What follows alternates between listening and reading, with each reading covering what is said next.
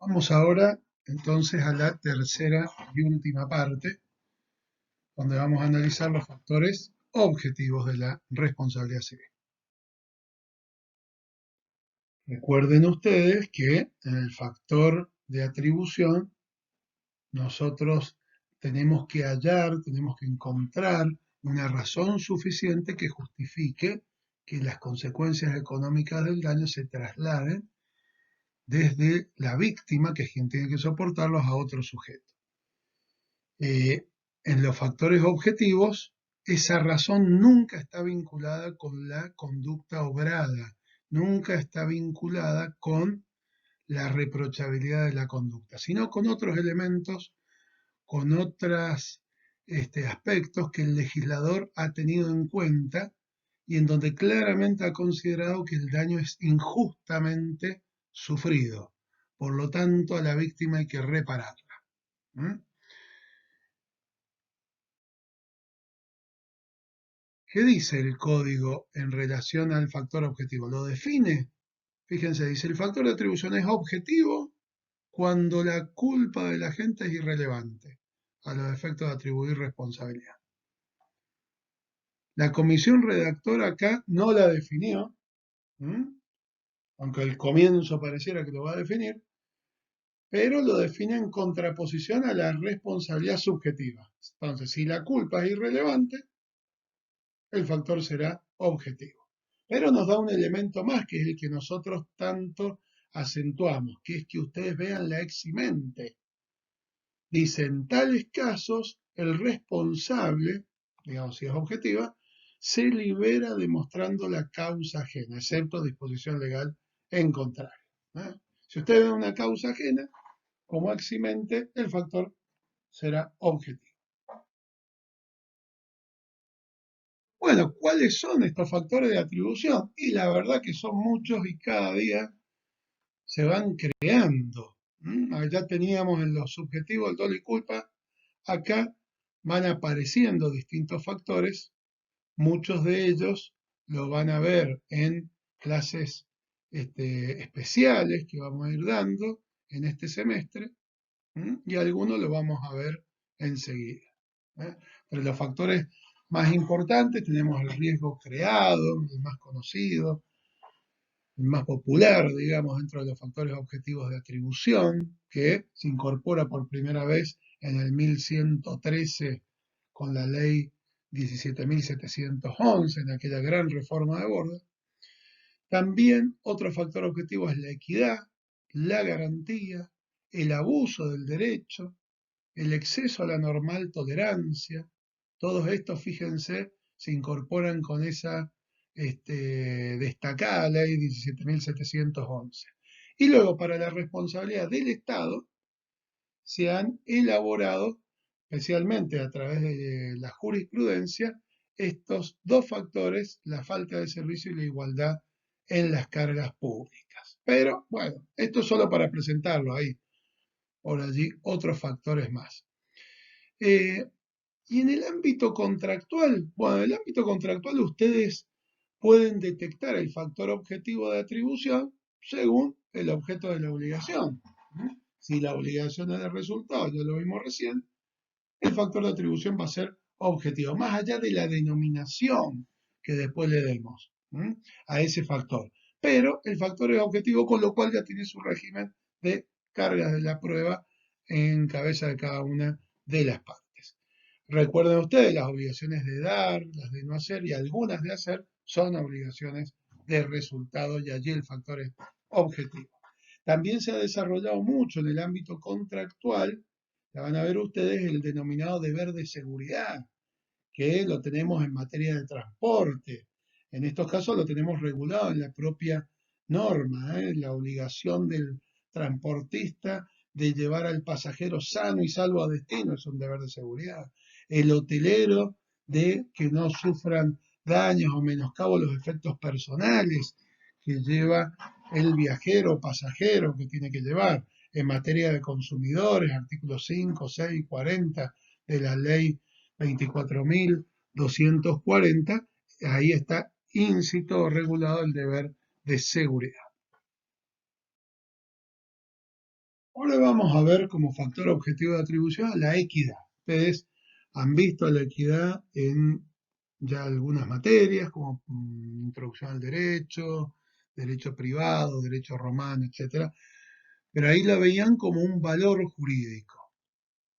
Ahora lo vamos a ver como un factor de atribución, como una razón por la cual trasladar las consecuencias económicas del daño, de la víctima o del damnificado al dañador. Pero el problema es quién es el dañador. Y el dañador es el que obró involuntariamente. ¿Mm? Fíjense, el 1750 les dice el autor de un daño causado por un acto involuntario responde por razones de equidad. ¿Mm? Y sí que nos separamos bien del derecho penal. En materia penal solo hay responsabilidad por el acto voluntario. Acá tenemos un sujeto que se encuentra, por ejemplo, privado de la razón, por ejemplo, un niño de 9 años también, otro caso. Este, si ellos causan un daño, también pueden ser demandados y van a tener que indemnizar el detrimento causado, pero ya no será por culpa, será por un factor objetivo que es la equidad. Primero decir que en este supuesto estamos frente a una responsabilidad directa. Ya sea el acto voluntario o involuntario, la responsabilidad es directa. La responsabilidad directa por el acto voluntario está en el 1749, la responsabilidad directa por el acto involuntario está en el 1750. Y acá el factor de atribución es claramente objetivo. ¿Por qué? Porque la culpa no juega ningún rol, como nos dice el artículo 1722. ¿Por qué? Y porque es inimputable. Y la imputabilidad, acuérdense, que es un presupuesto de la culpabilidad y no de la responsabilidad. Como no se le puede atribuir culpa porque es inimputable, dado que no tiene discernimiento, pues bien, la única forma de hacerlo responder es pensando en un factor objetivo de atribución. Fíjense ustedes, la que está en negrita, se dice el autor del daño causado por un acto involuntario responde por razones de equidad.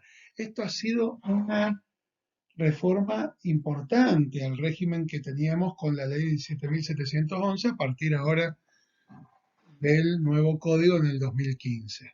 Se invierte el principio porque por el acto involuntario ahora se responde con razones en la equidad.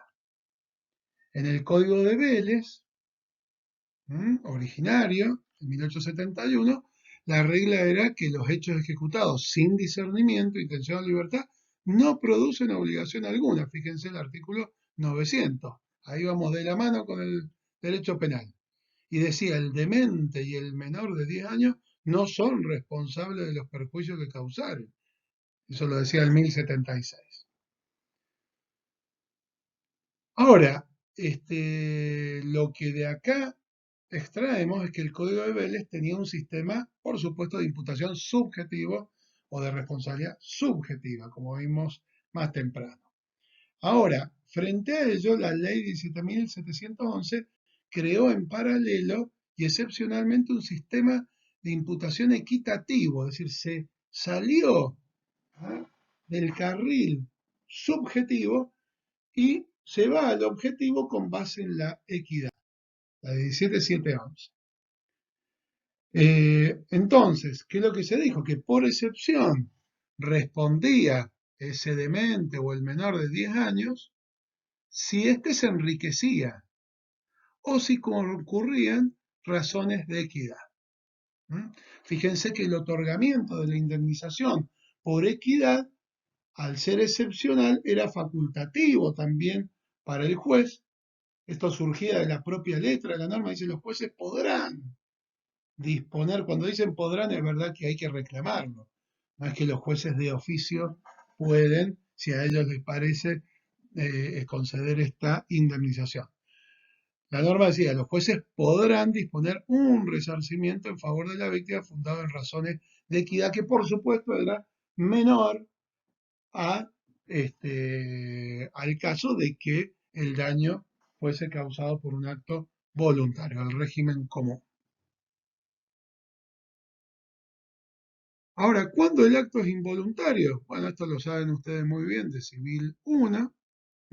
Es involuntario en los casos estos del artículo 261, el que está privado de la razón, el ilícito de quien no ha cumplido 10 años y el lícito que no ha cumplido 13 años. Entonces, es involuntario cuando falta el discernimiento. Pero también esta norma, y en esto la doctrina es pacífica, resulta aplicable cuando se encuentran afectadas la intención y la libertad. Acuérdense que el acto voluntario es el ejecutado con discernimiento, intención y libertad. Solo que en estos hay voluntad, pero la voluntad está viciada. Está viciada por el error o el dolo, en cuyo caso afecta la intención, o por la violencia, en donde se encuentra afectada la libertad. Pero en todos estos supuestos podemos utilizar esta figura de la equidad para solicitar el resarcimiento del daño. La segunda parte de la norma nos dice que si el acto fue realizado por quien sufre una fuerza irresistible, no genera responsabilidad para su autor. Si a mí me empujan desde la espalda y yo daño a alguien, estoy sufriendo una fuerza irresistible y yo no soy responsable por ese daño. Ese acto es verdad, es involuntario, pero tampoco puede hacérseme responsable con base en la equidad. En verdad, el que es responsable es el que me empujó a mí. Entonces, la norma termina diciendo sin perjuicio de la responsabilidad que le corresponde a título personal a quien ejerció la fuerza, el que me empujó. ¿Por qué? Porque acá es un acto sin libertad. Acá hay una violencia absoluta. No hay autoría por haber sido reducido, yo que fui empujado, a la condición de un instrumento pasivo de la acción de otro. He sido una mera masa mecánica. Entonces, en este supuesto de vis absoluta se desplaza la calidad de autor hacia quien ejerce la autoridad o la fuerza resistente. Esta norma del 1750 es concordante con el artículo 278 que hace responsable al autor de la fuerza irresistible. Gambías ya nos decía que no hay razón alguna de equidad que pueda justificar la imposición de un resarcimiento a quien actuó como proyectil, ese que fue empujado, de la acción de otro. Bueno, ¿cómo indemnizamos este daño causado por un acto involuntario? Ya sabemos que tenemos el autor, lo hemos identificado, quién es el causante, lo vamos a demandar, pero la indemnización ¿a cuánto asciende? Para esto nos sirve esta última parte del primer párrafo, donde dice se aplica lo dispuesto en el artículo 1742. ¿Qué dice el 1742? Habla de la atenuación de la responsabilidad. Nosotros tenemos la responsabilidad plena en el artículo 1740, que ustedes ya lo han visto en clases anteriores, y el 1742, que es la posibilidad de que el juez atenúe la responsabilidad. Fíjense lo que dice, el juez al fijar la indemnización puede atenuarla, reducirla, si es equitativo. Y bueno, pero ¿en función de qué? Y en función del patrimonio del deudor, la situación personal de la víctima y la circunstancia del hecho. Esta facultad de reducción por parte del juez no es aplicable si hay dolo por parte del responsable, por supuesto. Entonces, el Código Civil y Comercial de la Nación nos da tres pautas que el juez tiene que tener en cuenta para que esta reducción se dé, que son el patrimonio del deudor, esto es muy importante, la situación personal de la víctima en la que quedó luego de acaecido el daño, y la circunstancia del hecho. Estos son los tres elementos que el juez va a tener en sus manos o en su escritorio para poder definir la indemnización. ¿Mm? Ahora, acá hay que tener cuidado. Dijimos que con la entrada en vigencia del nuevo código, nuevo de hace 5 años, el nuevo código se invirtió al principio. ¿Mm? Entonces ahora por regla la responsabilidad es plena. Entonces no tenemos que ir al 1740. La comisión redactora, fíjense lo que decía, dice, en este anteproyecto se establece la responsabilidad evitando una enumeración casuística que traía otro proyecto de unificación que fue el de 1998. Y termina diciendo, es decir, hay responsabilidad plena. Entonces esto quiere decir 1740, salvo que el juez decida atenuarla por razones de equidad. Ahí está la definición de responsabilidad plena. Entonces, acá cabe tener en claro esto. El juez debe hacer un examen de equidad en dos planos. Primero, para fijar el factor de atribución. Ahí veremos quién es el autor. Ese autor es inimputable, eh, carece de discernimiento o bien se encuentra afectado por el vicio, otro vicio de la voluntad. ¿Mm? Entonces, por un lado va a fijar el factor de atribución, en este caso factor de atribución objetivo, y también la equidad va a ser utilizada por el juez como herramienta para atenuar la indemnización, teniendo en cuenta estos tres elementos: el patrimonio del deudor, la situación personal de la víctima y las circunstancias del hecho. Ahora vamos a otro factor objetivo, que es la garantía. También la garantía la ven en materia de contratos, de actos jurídicos, también lo vemos en privilegios, las garantías reales, personales. Acá sería garantía como factor de atribución de responsabilidad, objetivo. La doctora Zavala de González la definía diciendo: es la seguridad que alguien brinda a terceros de que si se produce un daño en determinadas circunstancias, afrontará su resarcimiento. ¿No? Ahí fíjense en la definición, es una idea totalmente alejada de la culpa o de la reprochabilidad de la conducta.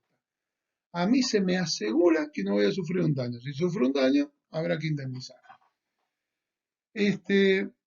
Acá la profesora dice, miren, se asegura la indemnización y no la inocuidad. No me aseguran, por ejemplo, en el contrato de transporte, que no voy a sufrir daño. Lo que me aseguran es que van a tratar de evitarlo, este es el deber de prevención, y que ocasionado lo van a resarcir.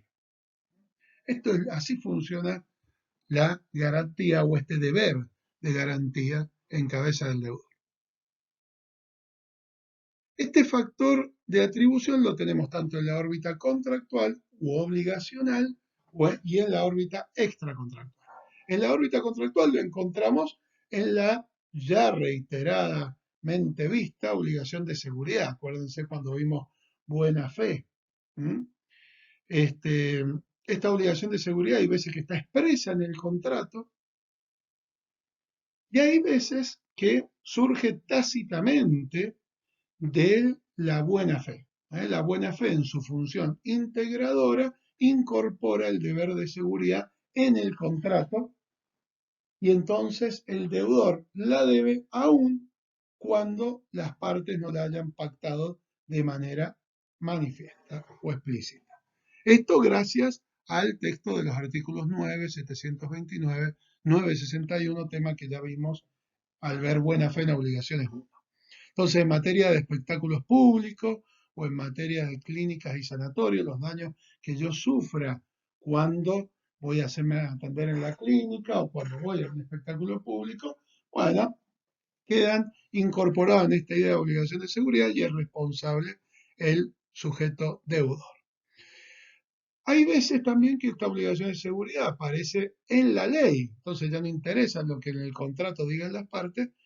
Total, está en la ley, por ejemplo, en materia de transporte, este deber de seguridad de llevarme sano y salvo, en materia de espectáculos deportivos, tenemos una ley específica, la 24.192, y en materia de el contrato de consumo con rango constitucional, este deber de seguridad está en el artículo 42 de la Carta Magna, como así también el artículo 5 de la Ley de Defensa del Consumidor.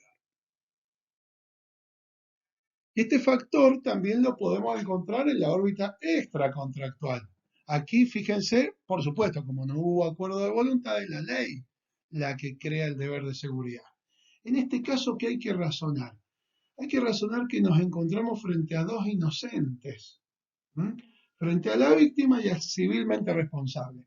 Pensemos en la responsabilidad del principal por el hecho del dependiente, la responsabilidad de la empresa de transporte por el hecho del daño ocasionado por el chofer que va manejando el micro. Ahí el causante del daño es el chofer, pero el civilmente responsable, aparte del chofer, es la empresa de transporte. Y la empresa de transporte, la verdad, dice, che, yo no tuve ninguna culpa, yo soy inocente. Y la víctima también va a decir, yo fui inocente. Entonces nos encontramos frente a dos inocentes. ¿Qué hacemos acá? Bueno, otra vez el mismo razonamiento. Es injusto que la víctima tenga que cargar con las consecuencias económicas del daño. Entonces, el ordenamiento lo que hace es trasladar esas consecuencias económicas a otro sujeto que, por supuesto, es inocente, no tiene culpa, es inocente, pero por lo menos puso una condición, que es la actividad que desarrollan sus dependientes. Y por eso es responsable. ¿Mm? Él garantiza que no va a ocasionar un daño. Si lo ocasiona, debe resarcirlo. En varios casos vemos este factor de atribución operando. Esto se da en la responsabilidad del principal por el hecho del dependiente del 1753, en la responsabilidad de los titulares de establecimientos educativos, ya sean privados o públicos, en base al 1767, por los daños que causen o sufran los alumnos menores de edad que están bajo la autoridad educativa, y la responsabilidad de los padres por los daños que causan sus hijos. Esto está en el artículo 1754 y 1755. De cada uno de estos temas ustedes van a tener una clase específica. Los tres tienen de parecidos el factor de atribución, que es la garantía. Y ahora vamos a los factores objetivos en la responsabilidad del Estado. Acá también van a tener ustedes una clase de responsabilidad del Estado más adelante, pero solamente para presentarlos. Estamos hablando de la responsabilidad del Estado, persona jurídica de derecho público, ya sea Estado nacional, provincial o municipal. Ya van a ver todo lo que ha ocurrido a nivel legislativo en ese sentido, pero no estamos hablando de la responsabilidad del funcionario, estamos hablando de la responsabilidad del Estado. En orden a la responsabilidad del Estado, lo que hay que distinguir es si el daño proviene de la actividad ilícita del Estado o el daño proviene de la actividad lícita del Estado. En ambos supuestos, la responsabilidad es objetiva y el factor de atribución es objetivo. ¿Mm? Pero el nombre que le vamos a dar al factor objetivo es diferente. Si la responsabilidad del Estado es por actividad ilícita, lo vamos a llamar falta de servicio. Los fallos son numerosos en materia de daños ocasionados por el transporte, por ejemplo, subterráneo, los subtes en Buenos Aires. Salgo, me tomo el subte y se cierra la puerta y me ocasiona un daño. Ahí el Estado falló en el servicio, porque el servicio funcionó mal o funcionó tardíamente o no funcionó. En cualquiera de esos casos, si causa un daño, nosotros podemos demandar al Estado y este deberá resarcir, y la razón es la falta de servicio. Consiste en una actuación u omisión irregular por parte del Estado. O lo mismo si yo voy a operarme en un hospital público. ¿Eh? También allí es aplicable la falta de servicio, el servicio médico o el servicio hospitalario. Por ejemplo, me agarro una infección intrahospitalaria, ahí lo voy a poder demandar al Estado con base en la falta de servicio. Pero también puede responder el Estado por la actividad lícita. ¿Mm? Pensemos en un tiroteo entre la policía y los delincuentes. Yo salgo de mi casa a hacer las compras y recibo un disparo. Bueno, acá no podemos hablar de falta de servicio, porque justamente lo que está haciendo es cumplir con el servicio de seguridad, persiguiendo a los delincuentes. Pero acá es injusto que se sacrifique a un miembro de la comunidad, siendo que todos se benefician con la actividad del Estado, en este caso la persecución de los delincuentes. Si no indemnizamos a esta víctima, vamos a violar el 16 de la Constitución Nacional, que nos dice que somos todos iguales ante la ley y somos iguales en las cargas públicas. ¿Eh? Entonces, toda la sociedad se beneficia con la actividad de la policía cuando persigue a los delincuentes.